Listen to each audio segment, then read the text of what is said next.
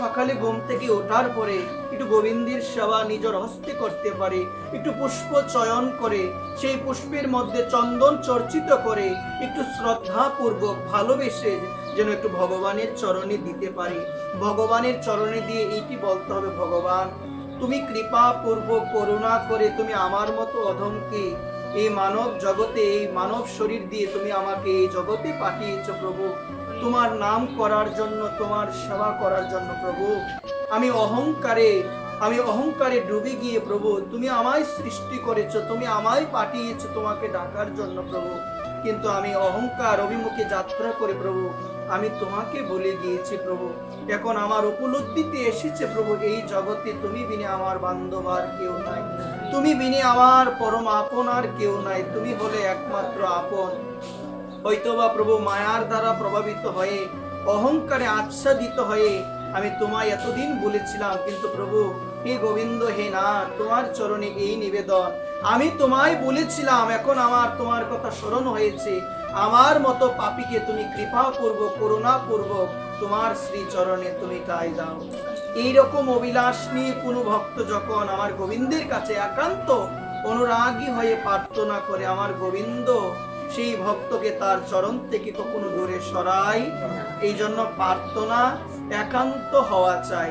একান্ত ভাবে অত্যন্ত পাপী হওয়া সত্ত্বেও যদি কেউ প্রার্থনা করে, গোবিন্দ অবশ্যই অবশ্যই কৃপা করবে, গোবিন্দ অবশ্যই আমাদের রক্ষা করবে।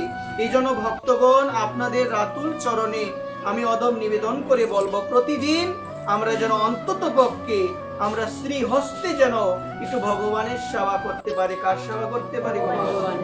ভগবানের সেবা। দ্বিতীয় হলো প্রতিদিনই করা উচিত বৈষ্ণব সেবা। কোনো ভক্তকে দেখলে, কোনো বৈষ্ণবকে দেখলে আমরা যেন বৈষ্ণব সেবা, যদি সেই বৈষ্ণবকে 10টা টাকাও দিই গোবিন্দের সেবার জন্য, যদি সেই বৈষ্ণবকে এক গ্লাস জলও এনে দিতে পারি, এটাও কিন্তু বৈষ্ণব সেবা আমার তবে এটি করা প্রয়োজন। আর তৃতীয় হলো আমরা প্রতিনিয়ত নিরন্তর যেন আমি আমার বদন থেকে হরিনাম না ছাড়ি। আমি যেন সর্বদা, হরিদাস ঠাকুর জগৎকে শিক্ষা দিয়েছিল, যখন 22টি বাজারে তাকে ব্যত্রাঘাত করা হয়েছিল, শুধুমাত্র একটাই কারণ, যবন খুলে জন্ম নিয়ে তোমার মুখে হরিনাম যে করি হোক সেই হরিনাম তোমার মুখ থেকে বিতাড়িত করতে হবে। কিন্তু হরিদাসকে এত মারার পরেও হরিদাস বলেছিলেন, কণ্ড কণ্ড হয় দেহ, প্রাণ যদি চলে যায় তবু আমি বদন থেকে না ছাড়ি হরিনাম। আমাদেরও ঠিক তদ্রূপ এই প্রতিজ্ঞা করা প্রয়োজন। এই সংসারে নানান ধরনের বিরূপ পরিস্থিতি আসবে গোবিন্দ, এই সংসার সুখ এবং দুঃখ মিলিত এই সংসার। জগতে দুইটা জিনিসই আছে, সুখ এবং দুঃখ, জগতে দুইটা জিনিস আছে। কিন্তু মা, আমরা যারা মানব কুলে জন্ম হয়েছে, আমরা সবাই কি চাই গো মা? আমরা সবাই সুখ চাই। অথচ এই সুখটা কোথায় গেলে পাওয়া যায় গো মা? এটাই আমরা জানি না। সুখটা পাওয়া যাবে কৃষ্ণ সেবা করলে, কৃষ্ণ কথা শ্রবণ করলে, বৈষ্ণব শ্রীমুখী হরিকথা শুনলে, সাধু সঙ্গ করলে, বৈষ্ণব সেবা করলে, কৃষ্ণ নাম করলে। এই জায়গার মধ্যে কি পাওয়া যায়? সবাই বলো, সুখ পাওয়া যায়। অন্য কোনো কিছুর মধ্যে কিন্তু সুখ, শান্তি, আনন্দ পাওয়া যায়। এই জন্য ভক্তগণ, জগতের সবাই আমরা সুখ চাই, কিন্তু আমরা কৃষ্ণ নাম করতে চাই না। আমরা ভাবি অর্থের মাধ্যমে, সম্পদের মাধ্যমে, ঐশ্বর্যের মাধ্যমে আমরা সুখ পাবো, কিন্তু শাস্ত্র বলছেন এই ঐশ্বর্যের মাধ্যমে কখনো সুখ প্রাপ্ত করা যায়?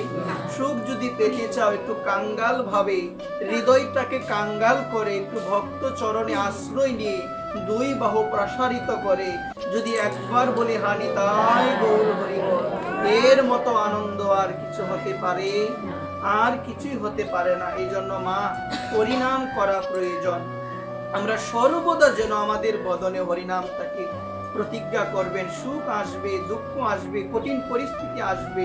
এই জন্য তো অনুকূল ঠাকুর তার বাণীতে বলছেন, জ্বর জঞ্জা যতই আসুক মনে রাখিস জোর, মাথায় আছেন দয়াল ঠাকুর ভাবনা কি বা তোর। ঠিক তদ্রূপ আমাদেরও এই বিশ্বাস রাখতে হবে, গোবিন্দ আছেন আমার সঙ্গে, গোবিন্দ আমার শরীর শরীরং সর্বভূতানাম জ্ঞাতা মাম শান্তি নিচ্ছতি। হে গোবিন্দ, তুমি বিনে তো আমার বন্ধু আর কেউ নাই, তুমি বিনে আমার বান্ধব আর কেউ নাই। এই তত্ত্বটি না যে যথাযথভাবে, পূর্ণভাবে যে হৃদয় থেকে উপলব্ধি করতে পেরেছে, এই জগতে সেই ব্যক্তি পরম শান্তি সে লাভ করতে পারবে, একবার সে লাভ করতে পারবে। এই জন্য ভক্তগণ, আপনাদের রাতুল চরণে এই নিবেদন, আমাদের এই কলিযুগের মধ্যে একমাত্র যুগধর্মই হলো হরিনাম সংকীর্তন।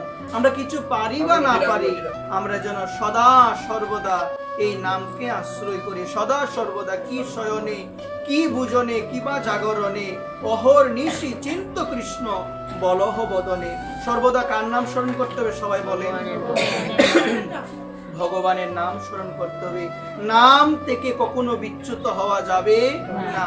সেটা আমার যে কোনো পরিস্থিতি আসুক না কেন, মনে যেন আমার রাধারানীর নাম, মনে যেন আমার গোবিন্দের নাম সর্বদা স্মরণ হয়। এই জন্যই তো ভগবান বলছেন, মনমনা ভব হে অর্জুন, তুমি সর্বদা আমায় স্মরণ করো। ভগবান গীতায় বলছেন, অর্জুনকে উপলক্ষ করে আমাদেরকে বলে দিয়েছে মনের কাজ কি গো মা? মনের কাজ হলো স্মরণ করা। মনের কাজ সবাই বলেন কি? স্মরণ করা। কিন্তু এই মন দিয়ে গোবিন্দের নাম স্মরণ না করে সংসারের কথা আমরা চিন্তা করি। চিন্তা আর চিতার কাজ কিন্তু একই মা। চিন্তা আর চিতার কাজ কি? চিতা একবার জ্বালায়। চিতা কয়বার জ্বালায়? মৃত্যুর পরে শ্মশানে গেলে একবার জ্বালায়।